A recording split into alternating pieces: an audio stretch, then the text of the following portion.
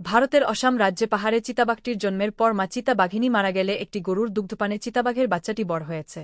একজন লোক গরুটিকে ক্রয় করে এনে তার উঠোনে বেঁধে রেখেছিলেন, কিন্তু প্রত্যেকদিন গভীর রাতে কুকুরের ঘেউ ঘেউ শব্দে ঘুমাতে পারে না বাড়ির লোকজন। তাই তারা মনে করল এই সময়ে হয়তো চোরের উৎপাত বেড়েছে। তাই তারা সেখানে একটি সিসিটিভির ব্যবস্থা করল। পরের দিন সিসিটিভি ফুটেজ দেখে তো সবাই হতবাক।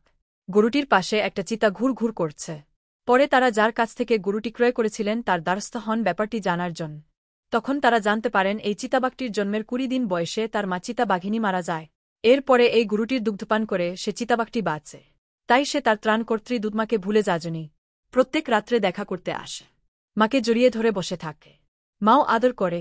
চিরশত্রু প্রাণীরাও কৃতজ্ঞতার নিমিত্তে হিংস্র সম্পর্ক ভুলে গিয়ে মধুর করে তোলে। কিন্তু উন্নত জীব মানুষ চিরমধুর সম্পর্ক জলাঞ্জলি দিয়ে হিংস্র হয়ে ওঠ।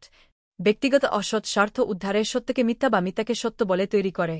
তবে কি আমরা আজও মানুষ হতে পারিনি? গ্রন্থনা মহসিন আলী আঙ্গুর, সম্পাদক ও প্রকাশক মুজিবনগর খবর.com, মেহেরপুর।